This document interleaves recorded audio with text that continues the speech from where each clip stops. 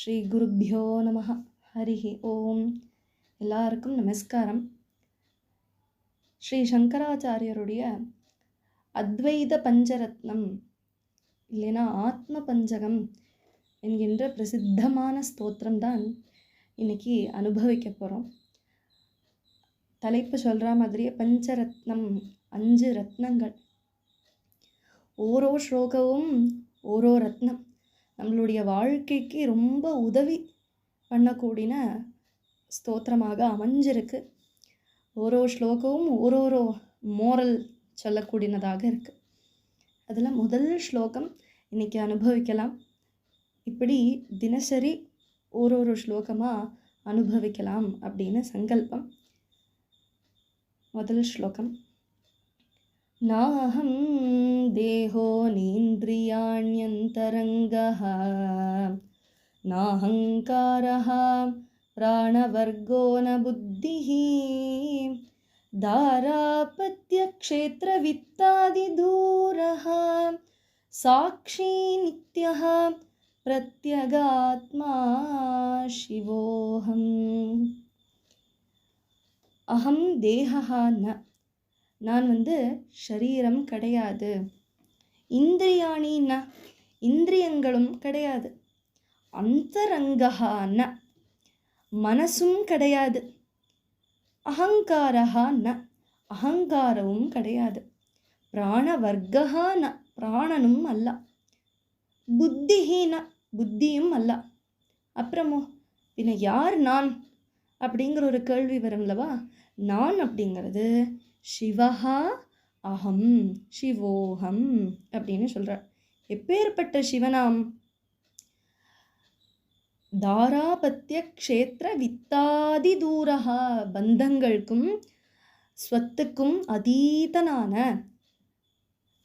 சாட்சி நித்யஹா, நித்திய சாட்சியான, பிரத்யகாத்மா, ஆத்மாவான சிவனாக்கும் நான் அப்படிங்கிறார். அப்போது ஹூ ஆம் ஐ அப்படிங்கிறதுக்குண்டான உத்தமமான ஸ்லோகம் முதல் ஸ்லோகத்துலேயே ஆதிசங்கராச்சாரியர் சொல்கிறார். இல்லை, நம்மளுடைய ஒவ்வொருத்தருடையும் ஸ்வரூபத்தை தெரிஞ்சுக்கிறது இந்த ஸ்லோகத்துலேருந்து. இப்போது தேகம் இல்லை, இந்திரியம் அல்ல, மனதல்ல, அகங்காரம் அல்ல, பிராணன் அல்ல, புத்தி அல்ல, எதுவும் அல்ல. அப்போ நான் எதுனா சிவோகம் என்று சொல்கிறேன். இது எப்படி நம்மளுக்கு எளிமையாக புரிந்துக்கலாம் அப்படின்னா, ஒரு கார் டிரைவர் ஓட்டுறான். அந்த காருக்குள்ளே இருக்கக்கூடிய டிரைவர் நினச்சிக்கிறான் நான் தான் கார் அப்படின்னு நினச்சிப்பாரா? மாட்டார் அல்லவா. நான் டிரைவர் தான், ஏதோ காரை ஓட்டக்கூடிய டிரைவர். இப்போ கார் ஏதோ ஆக்சிடெண்ட் ஆகி காருக்கு அடிபட்டுடுத்து. அது அடிபட்டுடுத்து சொல்லிட்டு டிரைவர் ஓன்னு அழுவரா? ஐயோ வலிக்கிறதே அப்படின்னு. இப்படி ஆகிடுத்தே இன்சூரன்ஸோ அந்த மாதிரி என்னாவது அடுத்த வேலையை பார்த்துட்டு போயிட்டே இருப்பார். அதுலேயே கவலை கொண்டு டிப்ரெஷனில் போய் ஃப்ரஸ்ட்ரேட் ஆகி அப்படியெல்லாம் கிடையாதே. டிரைவர் என்ன நினச்சிட்டு இருக்காரா? அது ஒரு காரு, அந்த காருக்கு அடிபட்டிருக்கு, எனக்கு அடிபடலையே அப்படின்னு தான் நினச்சிப்பார். அதே மாதிரி தான் சரீரத்துக்கு ஒரு ரோகம் வரத்த, எனக்கு ரோகம் எனக்கு வந்துடுதோ அப்படின்னு நம்ம நினச்சிக்கிறது நம்மளுடைய தப்பு. ஏன்னா சரீரம் அந்த கார் மாதிரி ஒரு வாகனம் தான், வெஹிக்கிள் தான். அதில் அந்த காரை ஓட்டக்கூடிய டிரைவர் தான் நம்மளுக்குள்ளே இருக்கக்கூடியது. அதனால் வாழ்க்கையில் நம்ம பல பல வேஷங்கள் போடுவோம். ஒரு சமயத்தில் ஆஃபீஸ் மேனேஜராக இருப்போம், ஆற்றுல அப்பா அம்மா, வெளியில் சுகிருத்தாக இருப்போம். இந்த மாதிரி நம்மளுடைய வேஷங்கள் பலதும் மாறும். இந்த வாழ்க்கை அப்படிங்கிற நாடகத்தில் பல வேஷங்கள் போடண்டி இருக்கும். ஆனால் அந்த வேஷங்கள் ஒன்றுமே நான் கிடையாது. நம்மளுக்குள்ள நான் அப்படிங்கிறது மாறவும் மாறாது. இந்த வேஷங்களெல்லாம் மாறுமே தவிர உள்ளே இருக்கக்கூடிய நான் அப்படிங்கிறதுக்கு மாற்றமே கிடையாது. அதனால் வேலையை நம்ம போயிடுத்துனாலோ இல்லைன்னா பந்தங்கள் மாறினாலோ ஏதாவது சிக்கல் ஏதாவது வந்தாலோ இதிலெல்லாம் நம்ம நம்மளுடைய மனசை நம்மளை தளர்த்திடக்கூடாது. ஏன்னா இதெல்லாம் எதை பாதிக்கிறதுனா நம்ம போடுற வேஷத்தை தான் பாதிக்கிறது.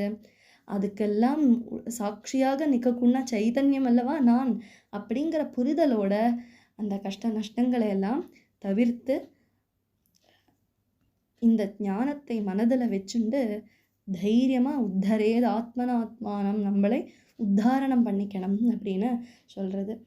இதில் ஒரு புராண கதை ஸ்ரீமத் பாகவதத்தில் ஜடபரதனுடைய கதை நம்ம பார்த்தா ரொம்ப உத்தம உதாரணமாக மேட்ச் பண்ணும் இந்த சந்தர்ப்பத்துக்கு. முன்னாடி ராஜாவாக இருந்தார் பரதன், அப்புறமா ஜடபரதனாக வாழறத ரகுகண ராஜாவுடைய பல்லக்க சுமக்கிறதுக்கு ஒரு சந்தர்ப்பம் வந்தது. அவர் சுமந்துண்டு போகிறச்ச கண்ணில் காணாத பல ஜந்துக்கள் எல்லாம் இருக்கும் பூமியில், எறும்பு மாதிரி விஷயங்கள்.